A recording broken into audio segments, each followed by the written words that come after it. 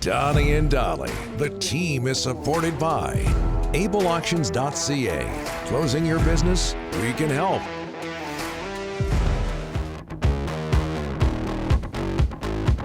Thursday, all of today's guests, including Jannik Hansen, standing by, are brought to you by the Vancouver Giants. Vancouver Giants season ticket packages are now on sale. All season ticket packages now include access to WHL Live, so you never miss a game, as well as the first 2 home playoff games. Plus, flexible payment plans are available with no additional cost. For more info, email sales@vancouvergiants.com or call 604-4-GIANTS. As we bring on ex-Canuck, Sportsnet 650 Canucks analyst, as the Canucks season came to an end a couple of days ago, Jannik Hansen. Jannik, thanks for doing this, sir. How are you? Yeah, I'm good, and it's my pleasure to be back on with you guys. Thank you, sir. No problem. I appreciate that. Did the Canucks run bring back memories of 2011 for you at all? Yeah, I think it did. I think it rejuvenated the city a little bit. Fans were excited about hockey. You could see it when you walked around, when you were at the rink. Kids were talking about it, wearing the jerseys when you're dropping off kids at school. It's been a long time. I know we made the playoff in 15, but it didn't come close to this or 11. Bubble was, I don't know. There were hockey in the summer, but that was about it. So it was good. It was great to see. I think that's how you build a fan base back up. Get some excitement back into it, get teams, kids rooting for the team, their heroes, and they certainly did that. Did they leave us a little bit short? Sure, but we can't have it all in once. What stuck out for you when you watched that playoff run for the Canucks? Disappointment at the end, but they got farther than a lot of people would have thought when you look back to the start of the season, Jannik. Yeah, there were no quit. There were no quit in them. They had, and I say lots of bad games. They did have lots of bad games, but they still found a way to claw out wins here and there, enough to make them relevant, enough to pull an Edmonton team to a Game 7 that I don't think a lot of us had anticipated, but they were there. And even though that Game 7 was obviously not their best game, they still found a way to get within one shot of what could have been. So there were no quit in them. They were outmatched on a lot of night, especially in that second round. But again, good goaltending. System was right, and then you had the pieces in place that we've been talking about here in Vancouver for a long time to really drive this team. You have them in place, and you saw it here and there that they can take that with a little bit of help. So again, it leaves you wanting more, but it's not like you're thinking, okay, this was a one-off, because all those pieces are still in place.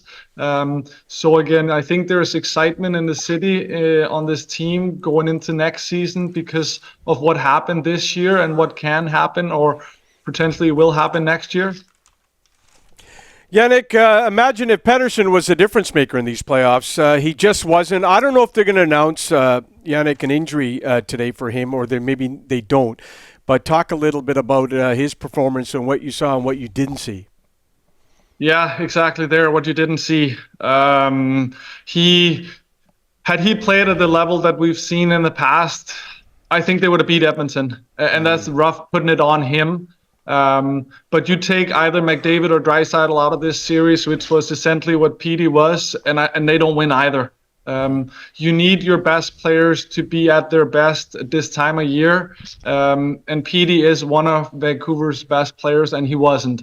Again, Lindholm stepping up, playing the way he did in the playoff versus regular season, filled a little bit of that gap, but we had kind of expected and hoping Lindholm to be that player. So missing Petey to the extent we were, it left Vancouver with a line short. They needed a second line with him anchoring it, driving play, creating chances, scoring on their own. I know he scored a goal, the only goal against Edmonton, but it was on the power play. So again, 5-on-5 was almost negligible. Obviously, it didn't help him that his wingers weren't producing either. But when you are the star players, you are expected to make players around you better. And if you aren't, well, then you better drive that by yourself. And again, he wasn't. And it is a lot to put on him. And he did receive a lot of flack for it. But he's going to make a lot of money next year. So I think it's okay to put that pressure on him and expectations. Now again, it's going to come back to management here. He needs some help. There's no question about that. You can't run out healthy scratches or call up players with your best player. You need someone with him that he can rely on him, someone that will take the attention away from him. And there weren't that. So again, it is a two-pronged approach here. But again, you needed more from him. Jannik, this team could look very different next year. A lot of UFAs. I'm going to name 4 of them, and you tell me which one is your can't miss. You got to sign Lindholm, Joshua, Zadorov, and Myers. Out of those, who's the most important for you? I think Joshua here, because he's a forward, he has that physical streak to him. I'm good with either Myers or Zadorov coming back. Obviously, Myers would have to take a pay cut coming back from his $6 million, but Zadorov can earn a raise. Again, it comes back to how much this is.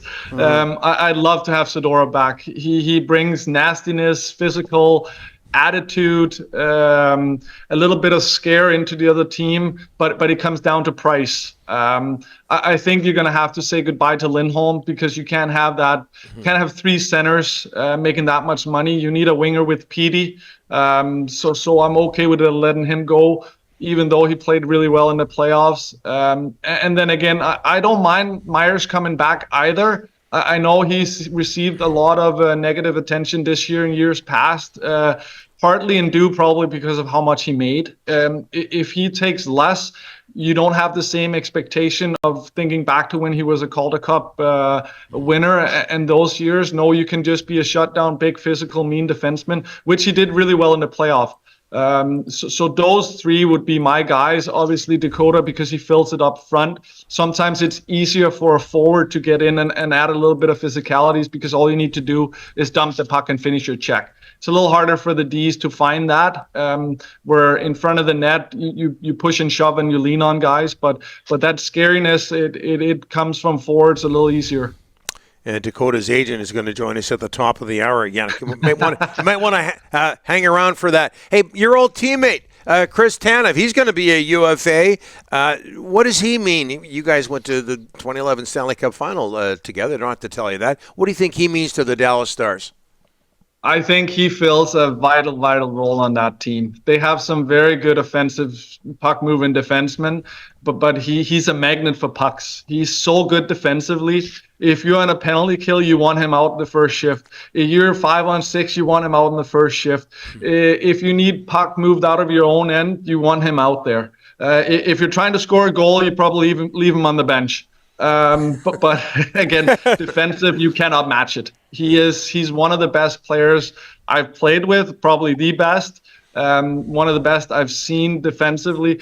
A lot of nights you don't really see him. He just gets back for the puck and hits the winger on the half wall, and then you don't see him the rest of the shift. It is so nice to play with, and you don't really notice it until you don't have it, and then it is very, very noticeable. So it's great to see him having this kind of success with a good team around him. Rick Tocchet wins the Adams Award, NHL Coach of the Year. Jannik, what do you think he does? And, of course, Alain Vigneault won it in 2007 with the Canucks, your old boss. What do you think Rick Tocchet does well as a head coach? Culture. He brought culture to this team, accountability. The cheating, it disappeared almost instantly as soon as he showed up. They were hard on pucks. They weren't giving up the same stuff. We saw the games they were winning. They were able to win tight games without flipping over the entire roster. Yeah, they added tremendous pieces around them. But again, the culture and accountability he brought to this team was sorely needed. And he's a huge reason as to why the turnaround happened so quickly, I think. It was such a fun season, almost as fun as 2011. Jannik, thanks so much for this. We really appreciate it. We'll get you back on. Yeah, my pleasure, and anytime, guys. You bet. All right. Jannik Hansen, former Canuck, now with Sportsnet 650.